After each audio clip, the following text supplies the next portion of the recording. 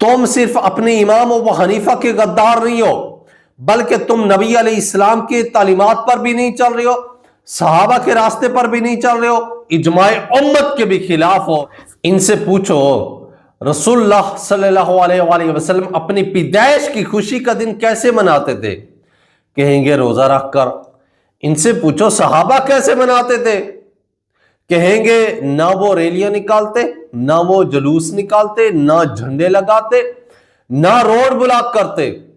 कहेंगे पूछो फिर ये कहां से साबित है जो आप ये करते हो?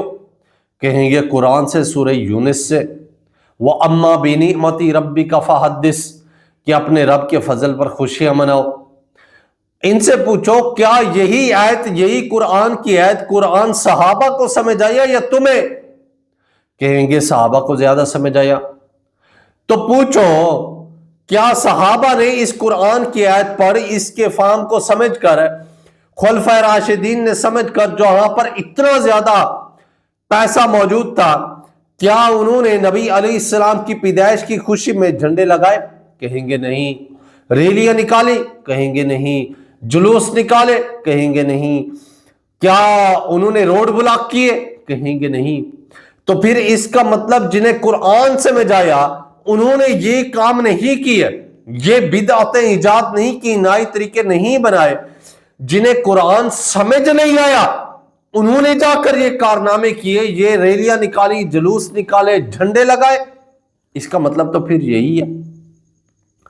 तो फिर इनसे पूछो क्या सहाबा रसूलुल्लाह से ज्यादा मोहब्बत करते थे, वो ज्यादा खुश थे या तुम? तो कहेंगे सहाबा ज्यादा मोहब्बत करते थे, सहाबा नबी अलैहिस्सलाम से ज्यादा खुश थे क्योंकि नबी अलैहिस्सलाम मौजूद थे, उसने दौर देखा था।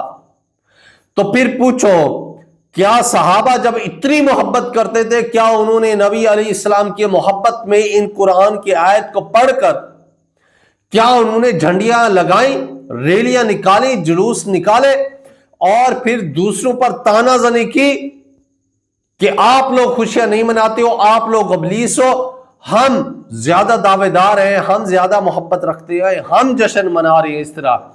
क्या उन्होंने ऐसा किया? कहेंगे नहीं। क्या सहाबा का दौर गुजरा, नबी अलैहिस्सलाम का दौर गुजरे, मुहद्दिसीन का दौर गुजरा, इमामों का दौर गुजरा, इन चारों दौर में किस दौर में ये रैलियां निकाली गई, नबी अलैहिस्सलाम की पैदाइश की खुशी में झंडे लगाए गए, जुलूस निकाले गए, रोड निकाले गए? क्या किसी किताब में ये दर्ज है?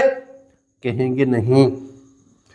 तो इसका मतलब ना तुम रसूलुल्लाह सल्लल्लाहु अलैहि वसल्लम की तालीमात के मुताबिक चल रहे हो, ये इस तरह का मिलाद मनाकर, ना सहाबा के तरीके पर चल रहे हो, ना मुहद्दिसीन के तरीके पर चल रहे हो, ना तुम अपने इमामों के मान रहे हो, ना अपने इमाम अबू हनीफा की मान रहे हो। तुम सिर्फ अपने इमाम अबू हनीफा के गद्दार नहीं हो, बल्कि तुम नबी अलैहिस्सलाम की तालीमात पर भी नहीं चल रहे हो, सहाबा के रास्ते पर भी नहीं चल रहे हो, इजमाए उम्मत के भी खिलाफ हो। इस तरीके से मिलाद मनाकर आप मिलाद मनाएं। किसने मना किया है आपको मिलाद मनाने से?